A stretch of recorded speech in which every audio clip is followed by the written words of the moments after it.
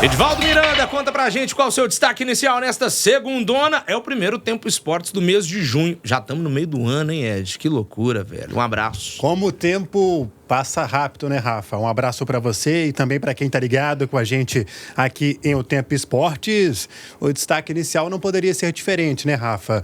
Sorteada, então, as oitavas de final da Copa Libertadores. O Atlético vai encarar o São Lourenço, o time do Papa. Ô, Papa, reza menos aí pro time do São Lourenço, para ficar mais tranquilo, para não ter erro.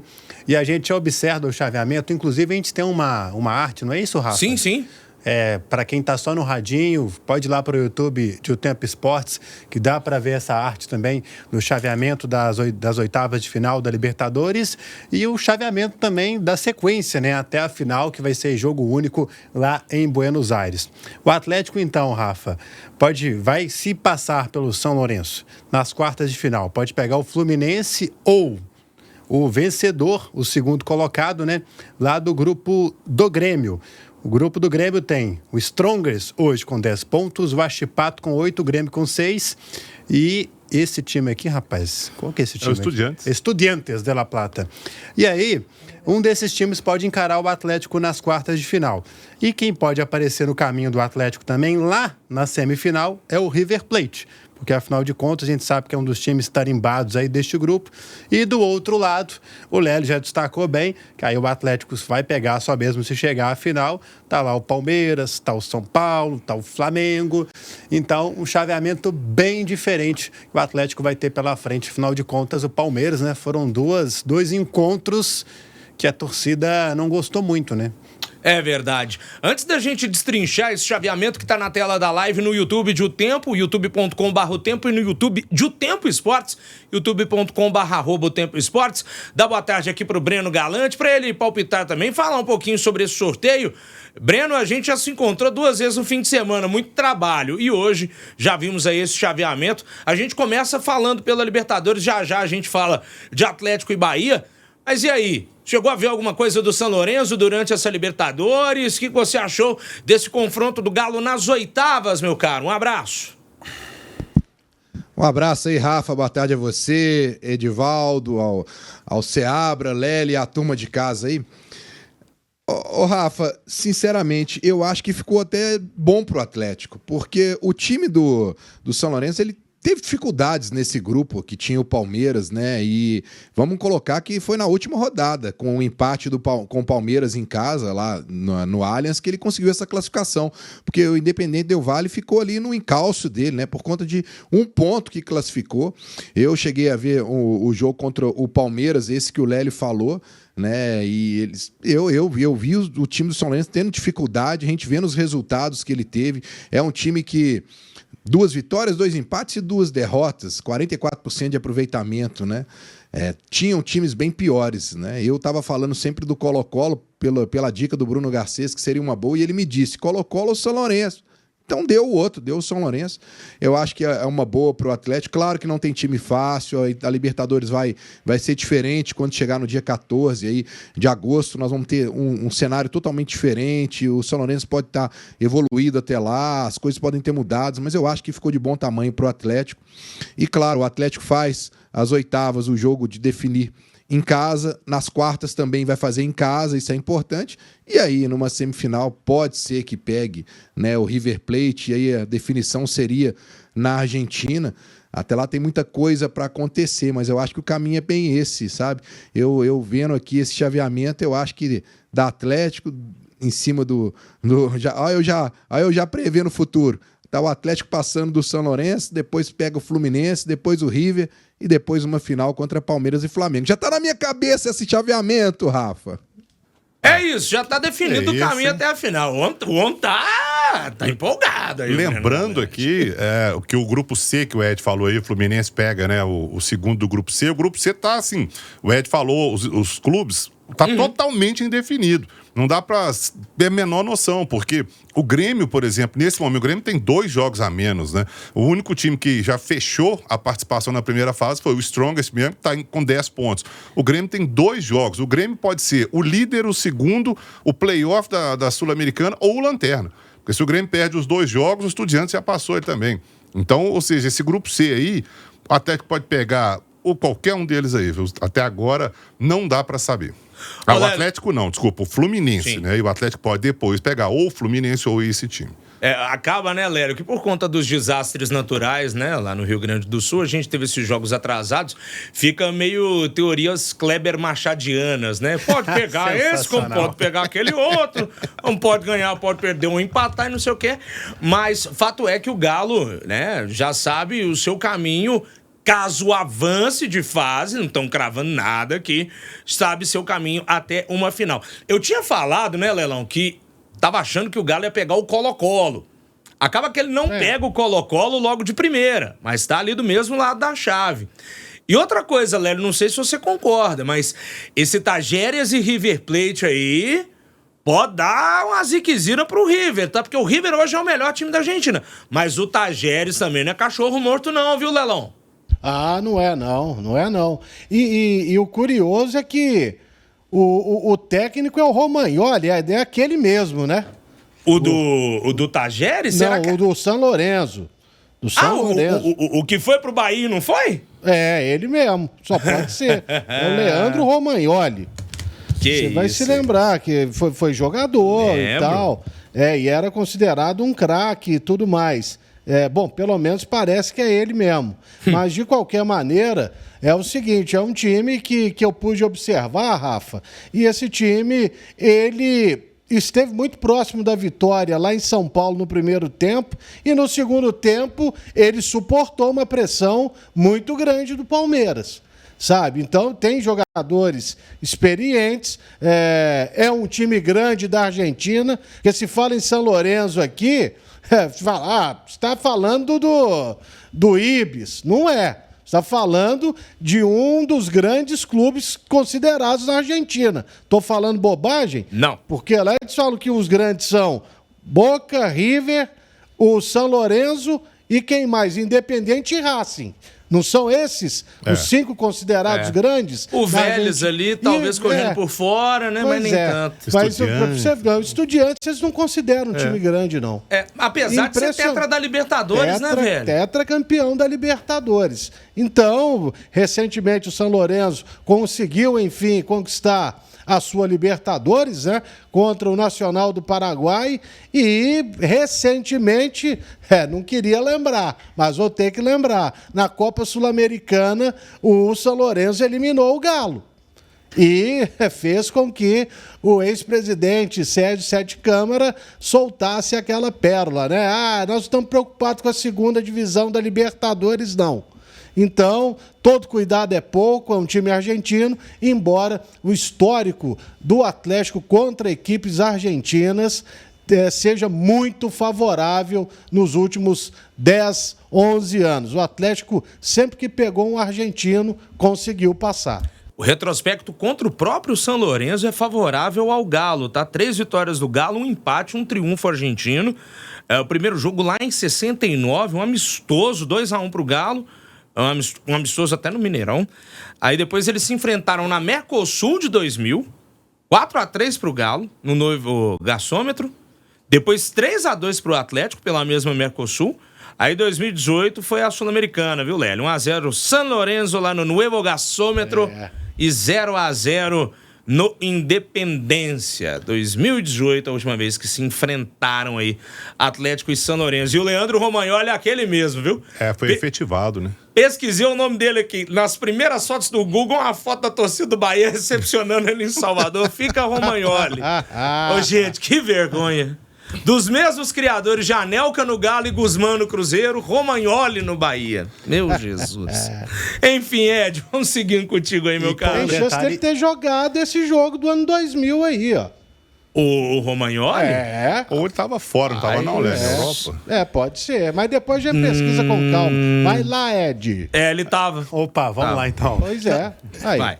Não, só para dizer o seguinte, que a gente sabe que o Atlético vai decidir em casa contra o São Lourenço, né? O primeiro jogo certamente vai ser na Argentina e os jogos serão daqui a praticamente 2 meses, um pouco mais, inclusive, que 2 meses. Estão previstos para os dias 14 e 21 de agosto os jogos de ida e volta das oitavas de final da Copa Libertadores. A gente até destacou isso ontem na transmissão, o Seabra estava, o Rafa, Lélio, Breno, ouvinte ligado com a gente aqui no Tempo Esportes, o que é importante para o Atlético, né? Porque dá tempo, certamente, quem sabe, o Otávio já está de volta, fica a expectativa também sobre o Rubens e o Paulo Vitor, esses, inclusive, devem voltar bem antes que o Otávio, e aí já vai ter o Bernard disponível, inclusive, já adaptado, né? Porque ele, a partir do dia 10, ele já pode entrar em campo com a camisa do Atlético. Fica também a expectativa sobre o Júnior Alonso, que falta ser anunciado e confirmado pelo Atlético. A gente sabe que está tudo encaminhado, inclusive ontem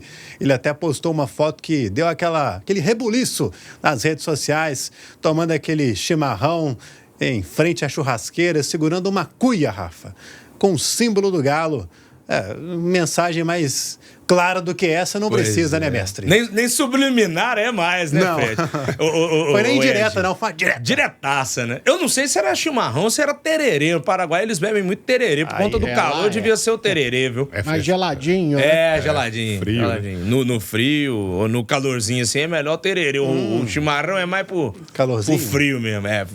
Mas tem quem beba chimarrão no calor também, viu? É a mesma, um é frio, outro é quente. Muita loucura, que aquilo ali desce queimando o estômago, garoto. Aquilo ali é perigoso. Ô Lélio, achei as fichas técnicas dos jogos aí do Galo contra o São Lourenço lá nos anos 2000, tá? Opa! Romagnoli esteve em campo no 4-3 do Galo e entrou no lugar do Quinteiros no 3-2. Então, Romagnoli jogou sim contra o Atlético lá nos anos 2000. Era um baixinho bom de bola, completa né? Aí, era um baixinho. Você quer a ficha sempre completa? Sempre bom, né? Ter um TBT, não é quinta-feira, mas sempre o Edivaldo gosta. Ele gosta. De grande Edivaldo. Gosta de passar uma raiva, né, Léo? E nessa Mercosul aí, o Atlético eliminou o Boca, que era o campeão da Libertadores. Foi isso mesmo. Só pra lembrar, né? 3 de agosto de 2000. São Lourenço 3-4 para o Galo. Vai ouvindo aí, o Breno Galante. Veloso. Entrou o Kleber no lugar dele. Mancini, Gilberto Silva, Caçapa, Ronildo, meu Deus, Valdir, o bigode, depois entrou o Galo, Cleison... Esse Valdir Todinho, né? O Todinho, desculpa. Aí o Cleison deu lugar ao Caico, Lincoln, Ramon, Marques e André. O André que fez um gol, inclusive, contra o Boca, lá no jogo contra o Boca, né? Do meio da rua. Técnico Carlos Alberto Parreira. Que isso, gente. Olha Massa. aí, ué. Sabe quem que tava no São Lourenço nesse jogo também, Breno Galante? Cudecas, cara.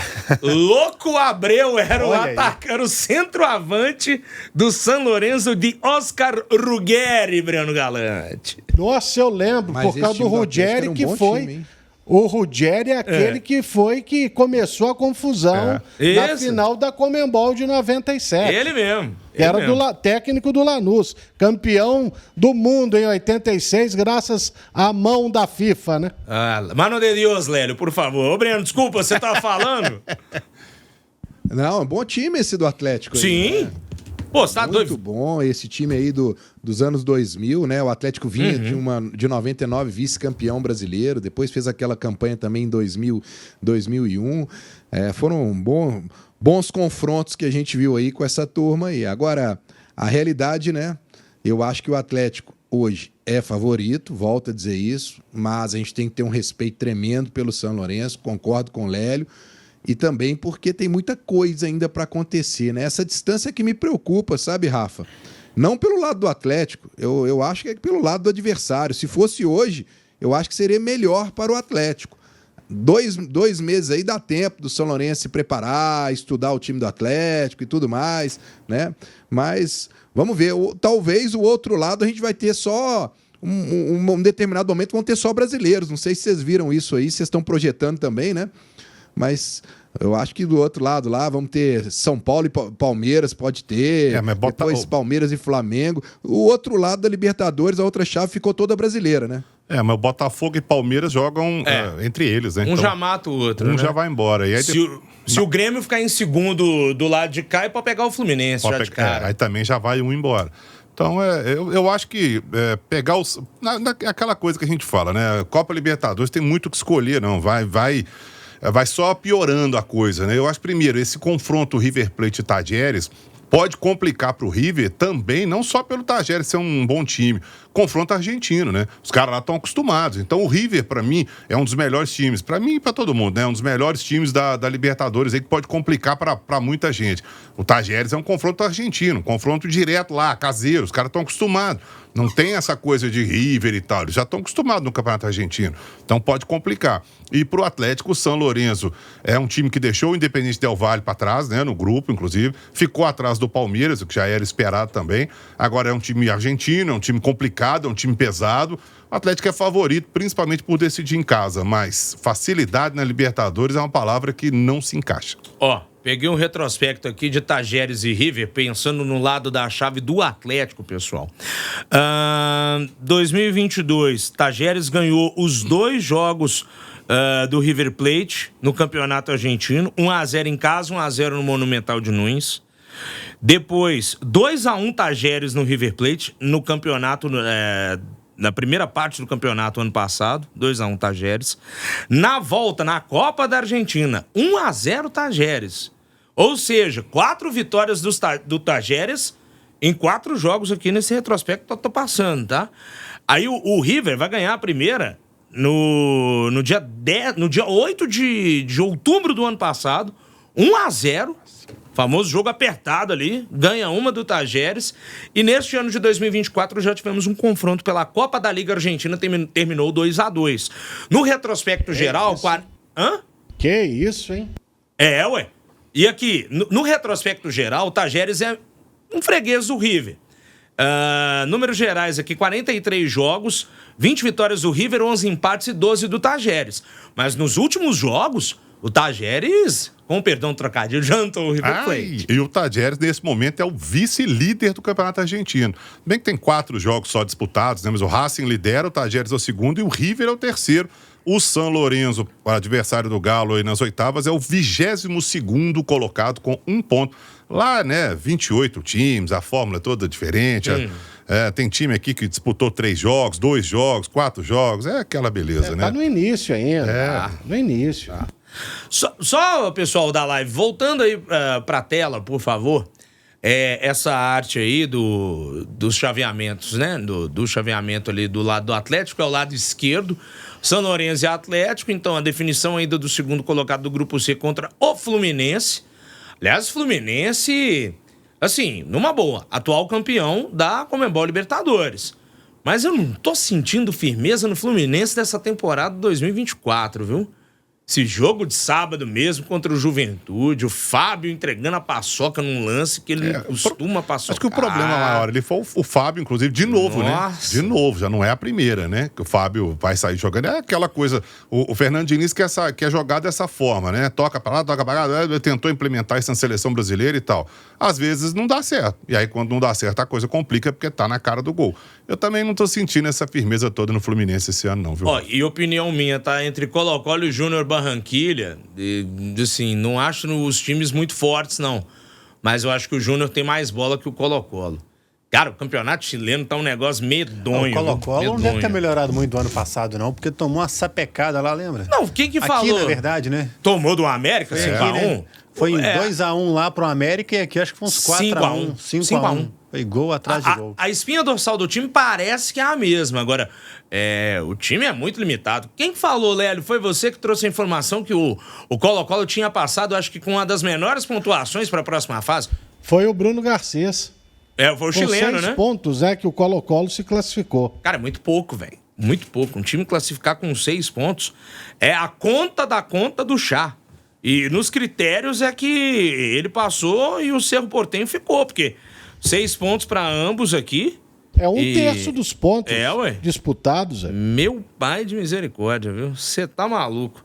Bom, Colo-Colo classificado, então, tá do mesmo lado da chave do Atlético. Ed, pra gente dar sequência nesse primeiro tempo do Atlético aqui no programa, já falamos de Libertadores. Qual a próxima pauta, Edivaldo? Falar um pouquinho, então, sobre o empate ontem, né, contra o Bahia. O Atlético saiu na frente com um golaço de falta do Hulk. Aliás, na saída do campo, né, o Hulk tava ali com gelo na parte do joelho e também na posterior da coxa esquerda. Ele disse que quando bateu a falta, começou a sentir uma dorzinha corzinha, e na sequência, quando o Vargas já estava em campo, ele acaba sentindo um pouco mais, e a gente aguarda para saber se é algo grave ou não ali na musculatura do jogador do Atlético, Hulk, que marcou um golaço de falta ontem. O Marcos Felipe até pulou, viu? Mas foi bom a mão dele não encostar na bola, viu, Rafa? Porque foi realmente uma bomba, hein? Quase que furou a rede, literalmente. Mas na sequência, quem diria, hein? Ademir recebe a bola pela direita, faz aquilo que ele sempre faz, corta e manda a bola no ângulo direito do goleiro Everson. Vi muita gente, Rafa, falando que o Everson falhou. Honestamente, eu acho que era uma bola indefensável, respeito até quem pensa ao contrário, mas acho que o Everson não tinha como fazer muita coisa naquele lance não, viu? Agora... E o lance polêmico do jogo? Foi pênalti, Seabra? Pois é. O Bruno Arleu que estava apitando o jogo, né? Eu não acho que foi pênalti. Ponto. Agora, o Bruno Arleu, 5 minutos antes daquele lance, ele deu... Eu falei isso na transmissão. Eu falei, pô, mas o cara acabou de dar uma falta exatamente igual. Exatamente igual não foi, mas bateu no braço, involuntariamente, né? A bola bate no chão e bate no cotovelo do jogador do Bahia. Fora da área, beleza, ele foi lá e parou o jogo. Dentro da área, não foi pênalti. Eu acho que aí é o seguinte, eu não daria a falta e não daria o pênalti. Para mim, os 2 toques eu não daria. Mas se você usou um critério para um, você vai lá e usa o mesmo critério para o outro. Por que fora da área é e dentro da área não é? Qual é o problema? É porque é pênalti, não pode? Pode, velho. Se marcou fora, tem que marcar dentro. Aí eu acho que tem que marcar então. Para mim, não foi pênalti, mas teria marcado pelo critério do Bruno Arleu. Breno, você estava perto do lance também, achou que foi pênalti, é mais uma questão de critério ou da falta dele? Porque o próprio Bruno Arleu, ele deu um pênalti contra o Atlético ano passado, num jogo contra o Goiás, um lance parecido que a bola pega no braço do Arana, né? Bom. Só pra lembrar, né? E Breno, o que me mata é o seguinte, não é só a falta de critério dentro de um jogo, é a falta de critério na vida da pessoa. Cara, sabe? Tipo assim, eu gosto de churrasco, mas hoje eu virei vegetariano do nada. Não, mas amanhã eu sou carnívoro de novo. Eu não consigo entender isso não, viu, Breno? Numa boa, cara. Essa foi boa, hein, Rafa? Gostou? Olha, eu só vou lhe dizer o seguinte. Se fosse ao contrário, marcaria pênalti contra o Atlético. Não tem dúvida nenhuma. Se tivesse batido na mão do jogador do Atlético, eu não tenho dúvida nenhuma que seria pênalti contra o Atlético. Mas, enfim, a gente está vendo aí, mesmo com o VAR, com tudo mais, algumas decisões que a gente fica ainda sem saber o motivo, por que não consulta o VAR, por que de uma hora é de um jeito, de outra hora é de outro jeito. Infelizmente, nós vamos ficar aqui reclamando ainda, porque estamos no começo do campeonato e ainda tem muita coisa para vir, então eu acho que ainda vamos ter muito trabalho em cima disso. Agora, Rafa, só sobre o jogo, eu me decepcionei, sinceramente, com o desempenho do Atlético ontem. E eu acho que o desempenho do Atlético já vem caindo desde aquele primeiro tempo contra o Fluminense. Teve uma recuperada ali em Cariacica, podia até ter virado o jogo, mas depois o time não conseguiu manter. Aí você teve jogo contra o Rosário, teve jogo contra o Peñarol, contra o Sport. O Caracas eu não levo em consideração pelo nível do Caracas. E o jogo contra o Bahia, eu sinto que o Atlético está dando uma queda. O fator, pode ser a questão da ausência do Otávio, que dava uma consistência ao meio de campo, pode ser... Alguns jogadores do Atlético não estão mantendo o mesmo nível. O Zaratio, para mim, ontem, foi muito abaixo do que eu espero o Zaratio. O Hulk, apesar do gol, para mim também foi abaixo, errando muitos passes, principalmente no primeiro tempo. Aliás, o time do Atlético ontem foi um show de horrores no primeiro tempo para passes, né? Passes curtos, muito fáceis, e o Atlético errando, inversão de jogadas também errando. O Atlético ontem não conseguiu, no primeiro tempo, criar uma grande oportunidade contra o Bahia. Apenas um chute ali do Paulinho, que também não deu nenhum trabalho ao time do Bahia. Eu senti que o time do Atlético teve uma queda. Isso me preocupa, até por conta desses desfalques que nós vamos ver agora, já contra o Bragantino. Ontem também, a maneira com que o Milito montou o time, eu acho que o Arana ficou muito preso, né? De repente a gente imaginava o Batalha de zagueiro, a gente vai ver o Batalha tá jogando de volante, e aí você olha, tem Saravia, o Fux lá atrás, junto com o Arana segurou mais. Até vou elogiar mais uma vez o Saravia, grande partida do Saravia, hein? Cada vez mais se consolidando ali como um lateral zagueiro do Atlético e dando uma consistência muito boa defensivamente, mas eu acho que o Atlético ficou devendo. O Milito, quando fala que gostou muito do Atlético ontem, do comportamento e tudo, concordo, teve intensidade e marcou alto o time do Bahia no primeiro tempo, mas quando recuperava a bola, demorava para poder criar uma oportunidade e não criou uma grande oportunidade. Então eu não concordo muito com o Milito dessa, que o Atlético fez uma boa partida, uma grande partida. Acho que não. Merecia? Acho que merecia a vitória porque o Vargas teve a bola do jogo. Driblou o goleiro, podia ter feito o gol. Para mim, ele tentou chutar. Depois eu fui ver os melhores momentos, eu acho que ele tentou cruzar. Mas, de qualquer maneira, ele fez errado, porque não chutou certo e não cruzou certo. Sim. Enfim, eu acho que o Atlético perde mais 2 pontos em casa, que são preciosos. Já tinha sido contra o Criciúma preciosos. E vamos esperar para que nesse período que o Cudê, Milito... Desculpa, meu Deus!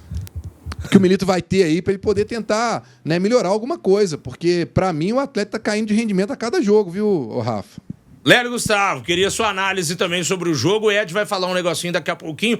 Eu sei que você ontem comentou o jogo do Cruzeiro, né, Lélio? Mas chegou a ver a partida do Atlético? O que você achou do desempenho do Galo ontem em campo, hein? Eu achei que o Atlético foi muito afoito. O Milito mexeu muito no posicionamento de alguns jogadores. Você viu o Hulk mais pela esquerda, o Paulinho mais pela direita. Aliás, o Paulinho, nesse lance que ele chutou no primeiro tempo, ele tomou a decisão errada. Ele devia ter tocado a bola para o Hulk, que estava livre, sairia na cara do gol. E no mais, foi um festival de cruzamentos, passes errados, né? E realmente de um Atlético muito afoito, querendo o jogador se livrar a todo momento da bola, como se ela estivesse queimando os pés. Sobre o Arana é o seguinte, ele já tinha jogado assim na terça-feira, e o Batalha mais para o meio, marcando mais à frente. E ele resolveu manter a estrutura do time. Eu considero o Batalha no meio de campo um acerto. Agora, o Arana, como o zagueiro pela esquerda, foi um erro,